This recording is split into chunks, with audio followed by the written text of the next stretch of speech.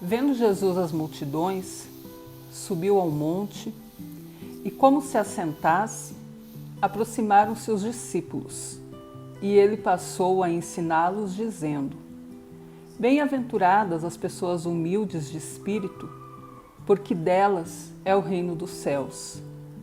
Bem-aventuradas as pessoas que choram, porque serão consoladas. Esse ato interreligioso que você acompanhará a partir de agora, ele foi preparado com todo carinho pela Frente Interreligiosa Dom Paulo Evaristo Arns, de Paz e Justiça, pelo coletivo Respira Brasil e pela Associação Vida e Justiça. Este é um ato de consolo pelas milhares de famílias enlutadas, de saudade pelas pessoas queridas que nos deixaram, pelos vazios que estão entre nós. As mais de 160 mil pessoas que deixaram esse vazio nos ensinaram, deixaram para nós inúmeros ensinamentos. Elas fazem falta. E é por causa disso que o nosso consolo é um consolo de memória, de justiça e de responsabilização de quem deveria cuidar e não cuidou.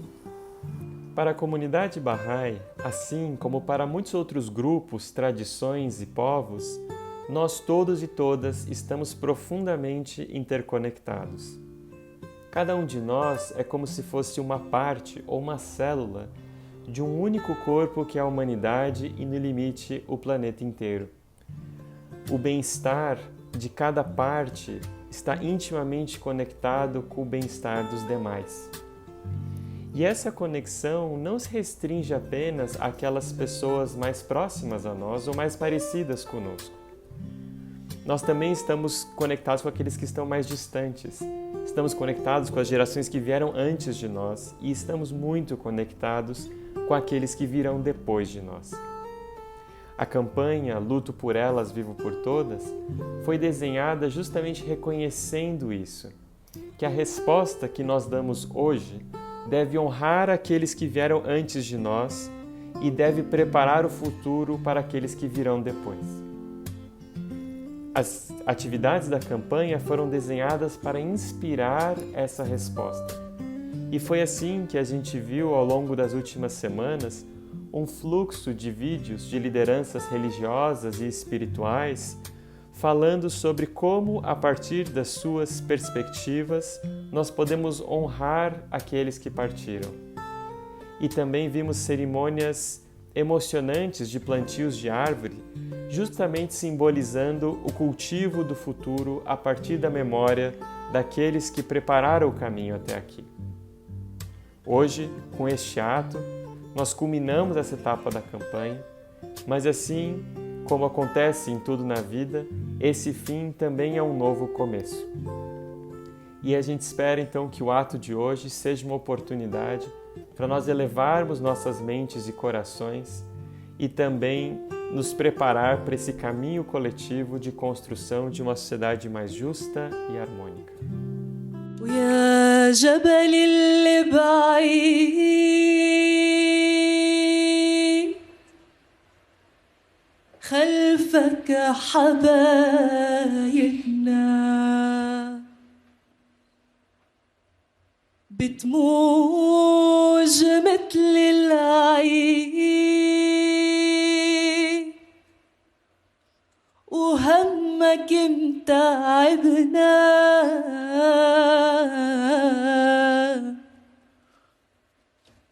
اشتقنا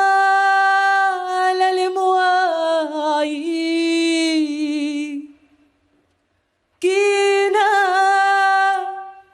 تعذبنا ويا جبل اللي بعيد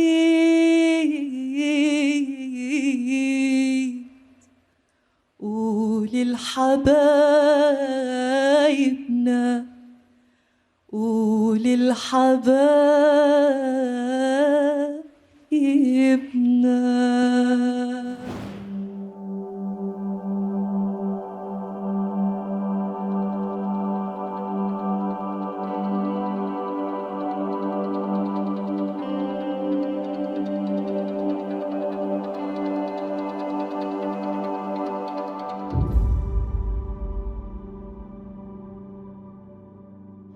Estou aqui para, desse lugar, do lugar da tradição iorubá, povos tradicionais de matriz africana, conversar um pouquinho sobre a morte. Mas antes, quero saudar a minha ancestralidade que são as nossas divindades, que de nós cuidam, que a nós ensina, ama e cuida. A minha ancestralidade mais próxima, direta, apesar que o mais próximo é relativo, já que o que nos difere desse plano, do Aie, do Orum, é a veste. Mas refiro-me à minha mãe, ao meu pai, minhas avós, meus avós, perdoe. E aqui quero dizer que desse lugar falarei um pouco sobre o que é Iku.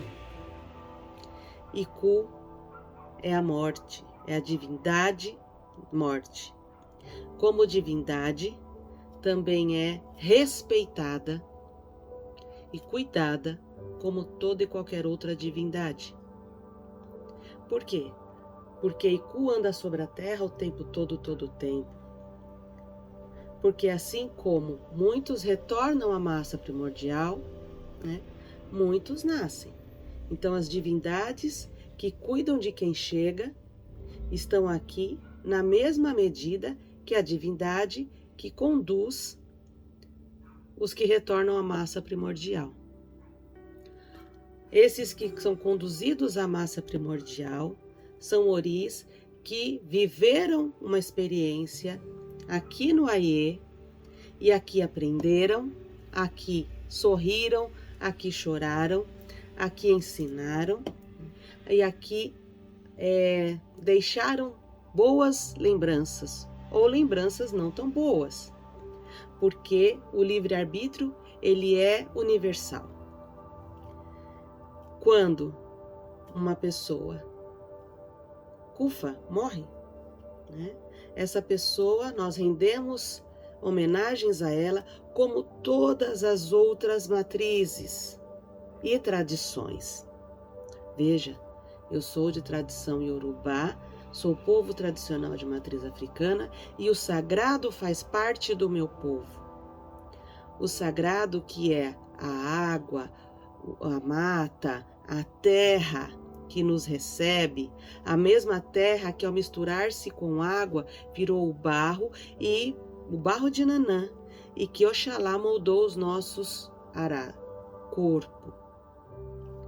Então, Ará retorna para a sua origem, que é a terra, e a terra é a divindade da qual sou diretamente ligada, portanto é meu ancestral, que é o Baluaê.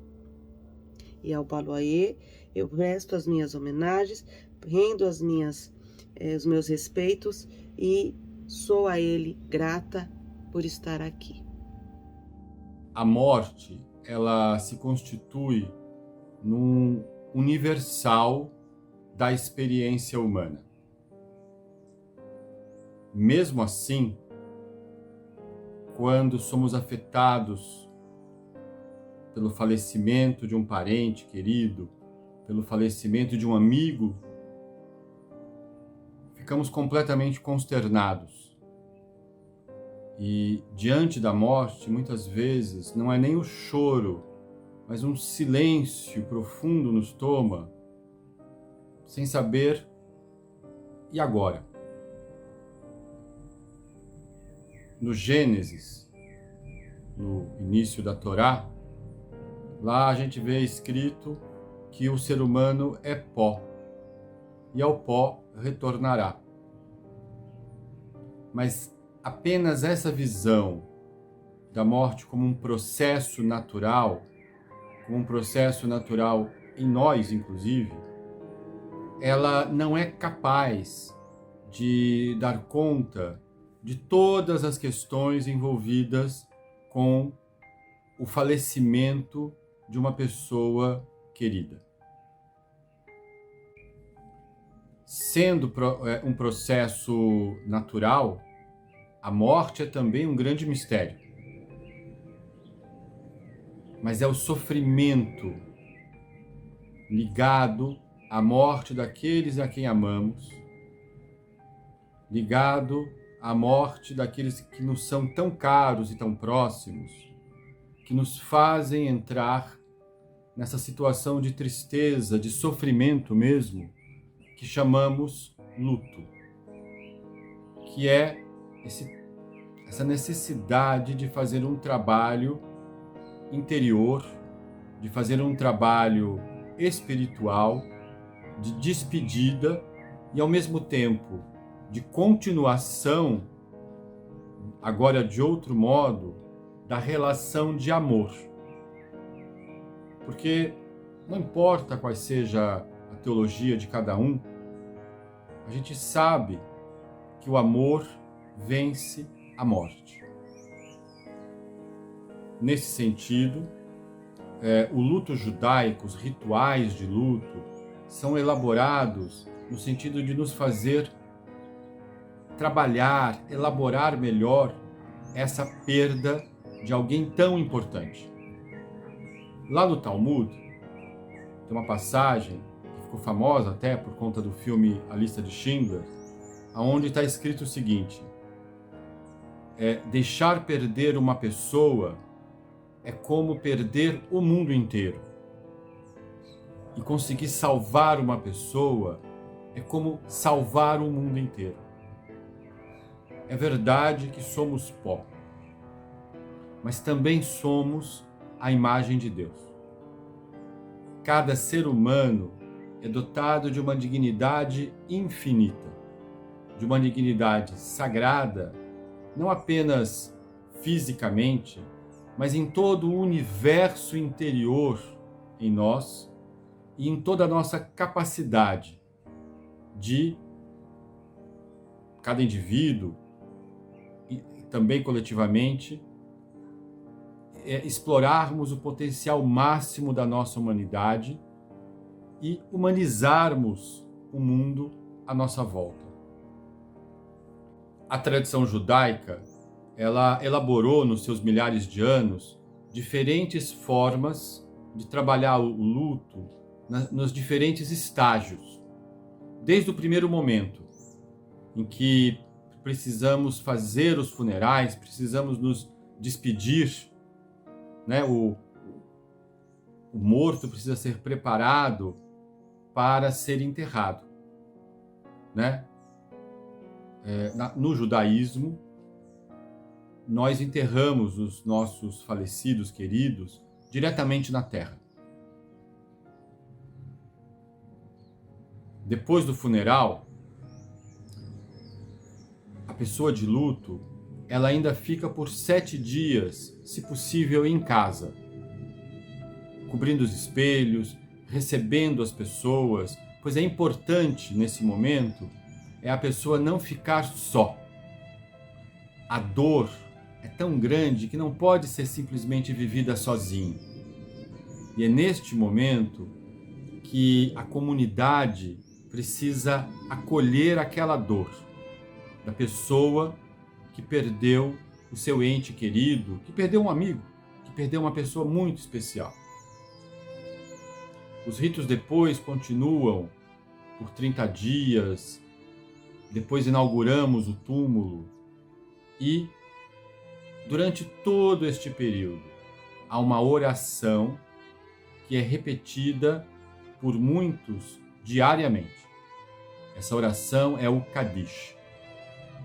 Uma oração em aramaico, não em hebraico, e uma oração que não fala da morte, mas que é um elogio a Deus. Pois também no trabalho de luto, é necessário, e olha como a tradição percebeu isso, resgatar a relação com o sagrado. Este trabalho é uma partida que, na verdade, nunca acaba. Mesmo quando parece que aquela pessoa querida já ficou só na memória, essas memórias são vivas. Essas memórias nos sustentam também. É horrível quando não se pode fazer esse trabalho. É horrível quando não podemos nos despedir direito daqueles a quem tanto amamos, ou pessoas que são para nós muito caras e importantes. Uma outra oração judaica que se fala, os ilutados recitam, essa não é todos os dias, em épocas distintas do ano, se chama Iskor. Iskor significa alguma coisa como o memorial, né? A lembrança. Né? Uma outra importante aspecto do luto, que é saber que estaremos sempre nos despedindo, mas nunca completamente. Aquela pessoa sempre estará no vínculo de amor, na memória, de alguma forma perto de nós. Não só a povoar os nossos sonhos, mas também muitas vezes a povoar fotografias, lembranças que temos, que meu pai, que minha mãe, que meu irmão diria neste momento. Ah, se ele estivesse aqui para ver isso. E é por isto que este memorial, esta lembrança, não é para ser uma coisa mórbida. Pelo contrário, é para ser uma coisa que nos carrega no amor. É para ser algo que faz com que aquela presença ausente esteja próxima de nós. Nesse sentido, no sentido de que nós rendemos graças e homenageamos aqueles que retornam, vale muito as rezas, as cantigas, os oriki, né? Rezas, cantigas, oriki, que são versos que dizem quem é a divindade, como ela se conecta ao Aie. Em homenagem, prestando a minha reverência à terra, a meu pai, que vou apresentar aqui uma cantiga que representa esse respeito à terra. A Totô Ajubeiro. Agunile, nile, nile, madago, omolu ajunsum madago, agunile,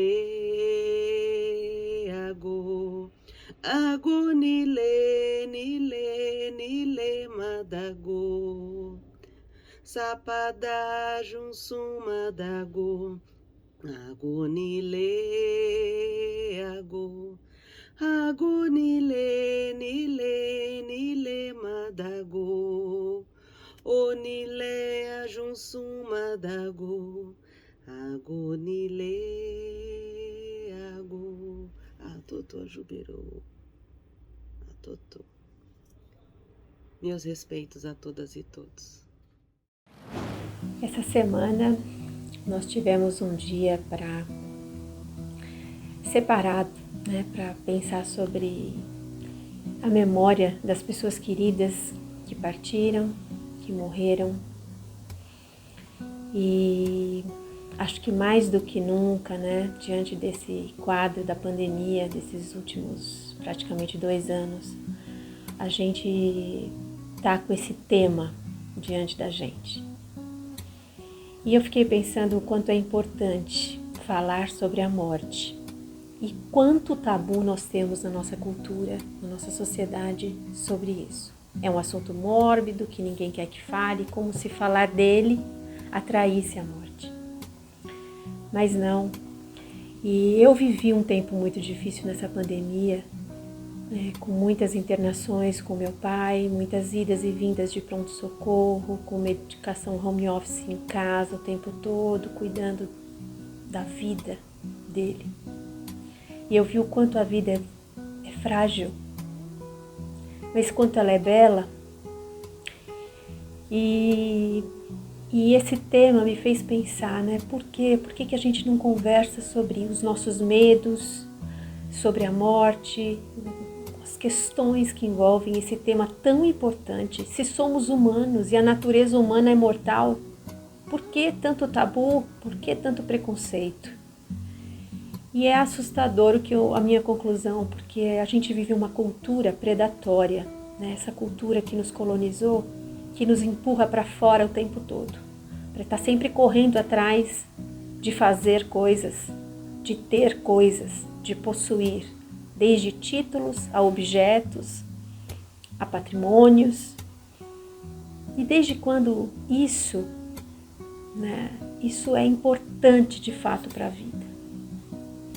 A gente é engolido pelo sistema, que não nos deixa pensar, que nos mantém nessa roda de fazer, e ter, e correr, e ir, e a gente não para refletir no que realmente é importante, porque essa condição nos coloca num modo automático, num modo urgente. Então a gente faz tudo o que é urgente, mas a gente não para pro importante. O importante a gente adia para quando eu me aposentar, adia para quando eu tiver, adia para quando eu chegar, vai adiando o importante.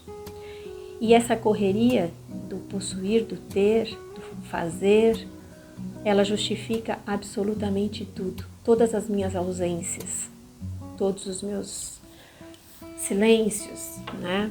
Quando eu não estou presente nos momentos importantes, o trabalho justifica. Mas não é o trabalho, porque o trabalho é importante, mas é o fazer para ter. Que a gente não banalize, sabe, esse tempo que a gente está vivendo diante da morte, e que a gente pare para pensar sobre o que é importante. Quando a gente fala da morte, o assunto mais importante dessa pauta é a vida. É o que eu estou fazendo com a vida. A consciência de que a vida não é eterna me traz a possibilidade de conversar com a sabedoria e fazer escolhas. Às vezes eu não posso escolher o que eu vou fazer, porque a vida é dura e eu preciso pagar conta, eu preciso manter a família. Então eu não posso escolher tudo, mas eu posso escolher como eu vou viver, como eu vou fazer o que eu preciso fazer, como eu vou voltar para casa, como eu vou sentar na mesa com a minha família, olhar nos olhos de quem eu amo, dizer que essa pessoa é importante para mim. Isso eu posso escolher, mas eu tenho que sair desse modo automático. Eu preciso ter a consciência, eu preciso conversar. Porque quando a morte vem na pauta, quando eu tenho a consciência de que eu sou mortal, eu posso então ter mais lucidez para escolher as minhas batalhas. Mas o sistema não quer que eu pare para escolher. Ele quer me manter ocupado. Porque pode ser que se eu escolher, se eu tiver essa lucidez, eu deixe de fazer algumas coisas, de correr atrás de algumas coisas. Eu busque outros caminhos de ser feliz, não necessariamente tendo tudo que a mídia me induz a ter, mas eu posso escolher ter o respeito do meu filho, ter o carinho do meu companheiro, né? Ter mais leveza para viver, ter um olhar para o meu corpo e respeitando ele como um templo sagrado, cuidando dele, lembrando que eu respiro, que eu preciso cuidar desse ar, dessa natureza que também é responsabilidade minha. Então, o tempo é difícil que estamos vivendo e não vamos deixar que simplesmente isso passe e a gente volte àquele normal. Vamos questionar o normal, para que a gente possa viver de verdade, com consciência da nossa finitude e da beleza da vida e do grande presente que é viver, que a gente possa ser melhor, né? Deixar um mundo melhor também para os nossos filhos, mais humano, mais sensível, mais consciente, lembrando que não somos máquinas, somos gente. Somos gente. É isso que eu queria falar. Espero que a gente, junto, possa reconstruir um caminho mais bonito. A pandemia evidenciou o quanto a vida pode mudar universalmente, até ameaçando nossa capacidade de administração e controle. Momentos como os que estamos passando agora, de fechamento e escuridão, historicamente sempre foram superados por aberturas e clarezas científicas, civis, comunitárias e religiosas, tornando evidente o potencial de luz que existe em nós, pessoal e coletivamente. Aqueles que são displicentes com as leis magnas ou ridículos ante os padrões científicos, ou cínicos quanto aos valores cultivados civilizatoriamente, acabam perdendo sua influência, desgastando sua autoridade, correndo sério risco de caírem no esquecimento.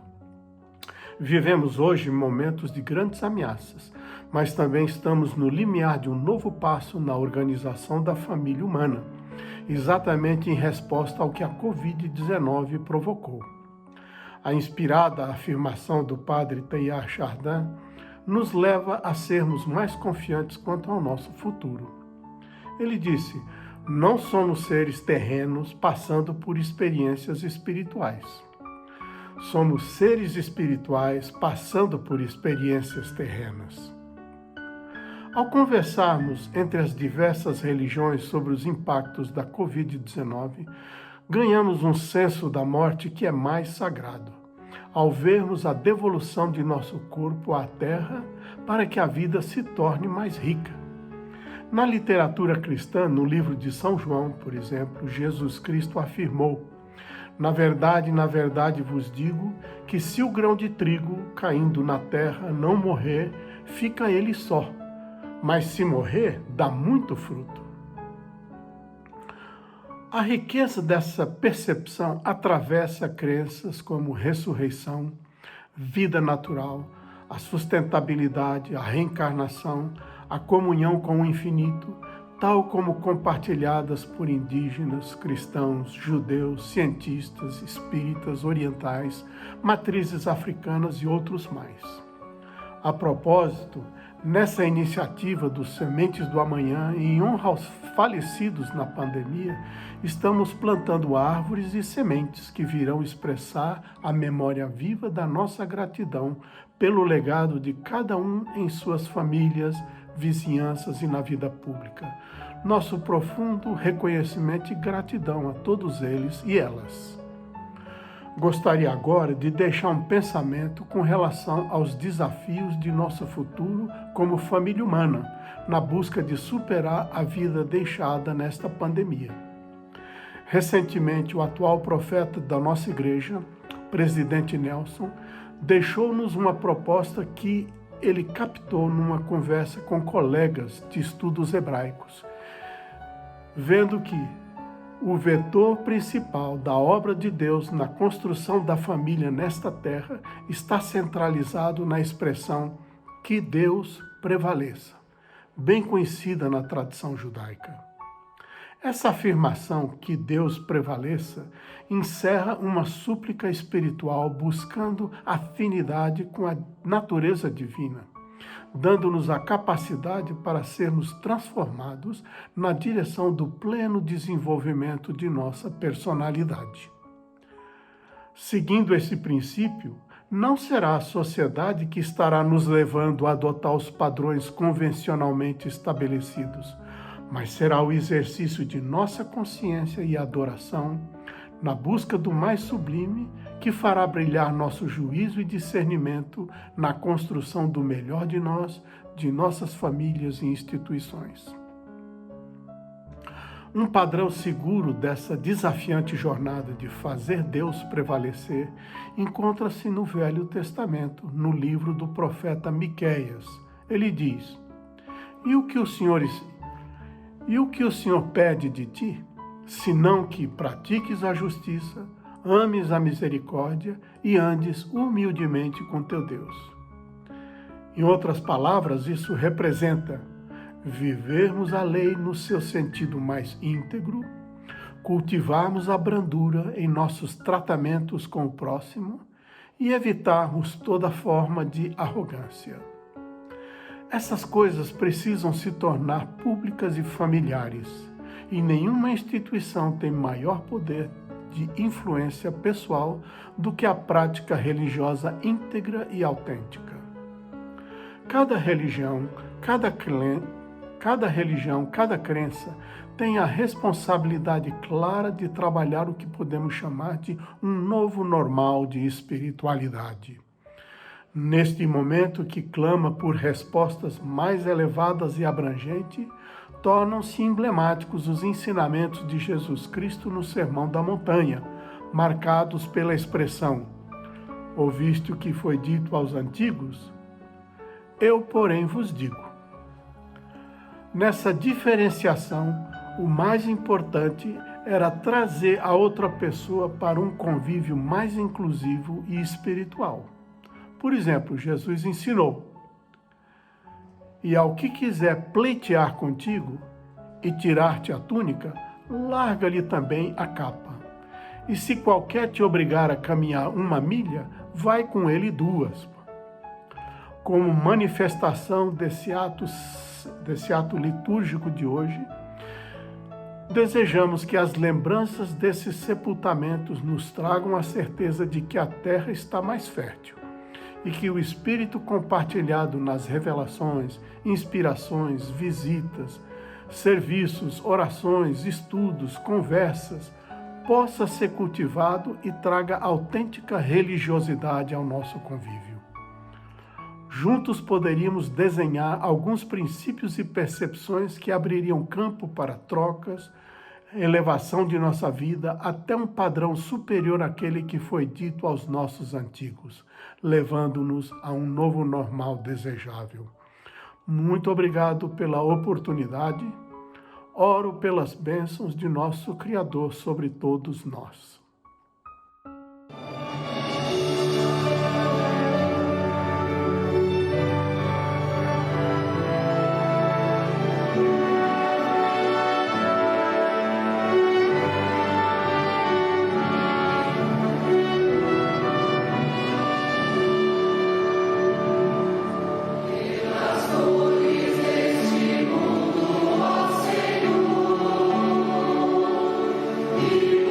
Senhor,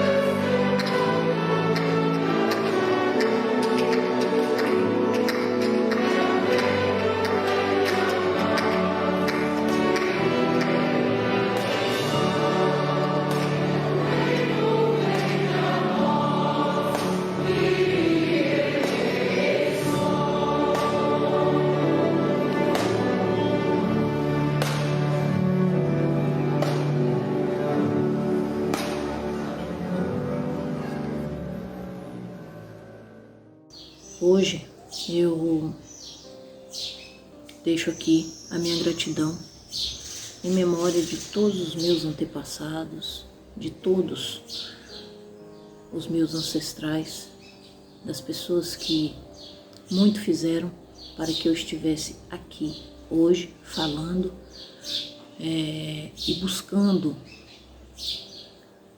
levar adiante toda a nossa palavra sagrada, todo o nosso processo de luta, todo o nosso processo de resistência. E deixar bem claro que tudo que está acontecendo hoje, tudo que nós estamos passando hoje, devido ao Covid, a falta de vacina, todo um processo negativo do governo, tudo de ruim que nós estamos passando hoje é da responsabilização desse governo genocida. E tudo o que eu mais quero, enquanto mulher Krenak, é que se faça justiça. Justiça por todas as pessoas que morreram pela falta da vacina. Justiça por todos os meus parentes que morreram pela falta de vacina. Justiça por todas as pessoas que estão sofrendo pela falta dos seus entes queridos, que morreram pela falta da vacina. Justiça é o que eu peço nesse momento. Justiça é o que todas nós mulheres queremos nesse momento. Que se faça justiça. Que se faça justiça. Que se faça justiça sobre essa terra sagrada. Essa terra sagrada que nós, povos indígenas, defendemos 24 horas por dia. O amor é a maior arma contra a opressão.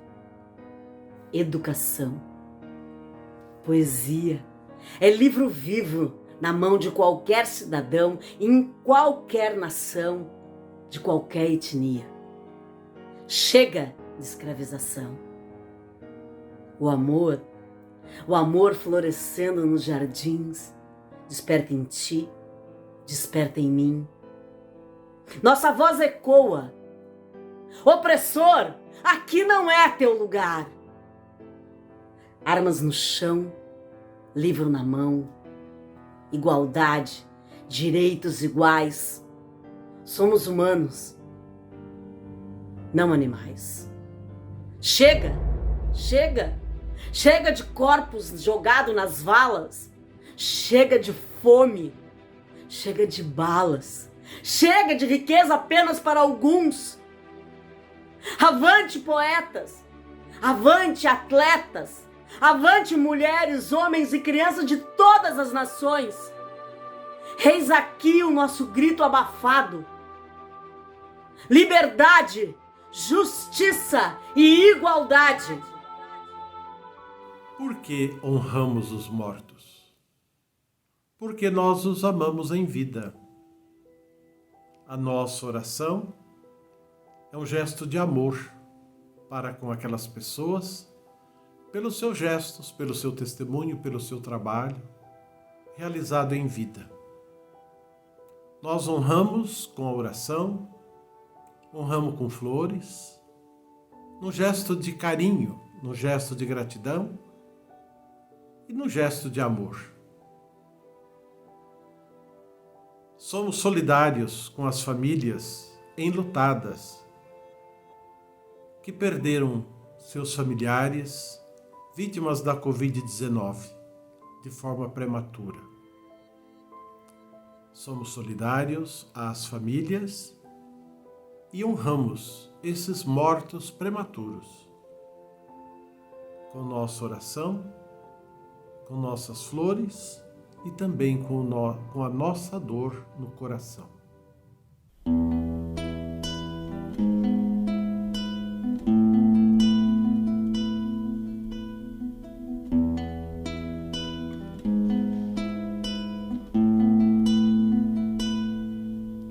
Ontem um menino que brincava me falou que o hoje é semente do amanhã.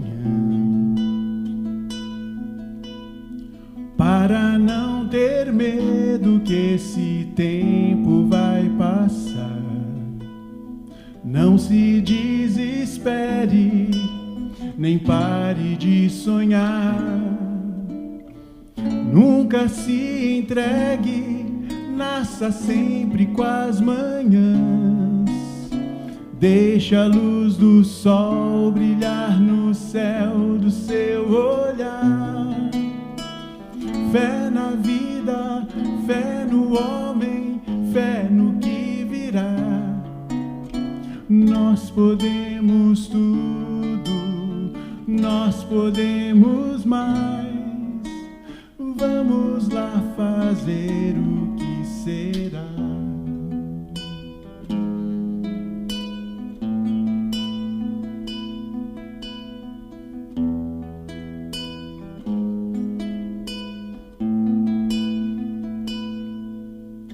Ontem um menino que brincava me falou que o hoje é semente do amanhã.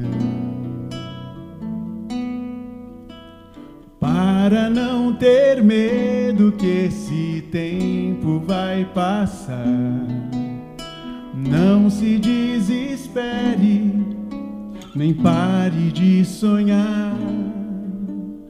Nunca se entregue, nasça sempre com as manhãs. Deixa a luz do sol brilhar no céu do seu olhar. Fé na vida, fé no homem, fé no que virá. Nós podemos tudo, nós podemos mais. Vamos lá fazer o que será. Fé na vida, nas pessoas, fé no que virá. Nós podemos tudo, nós podemos mais. Vamos lá fazer o que será.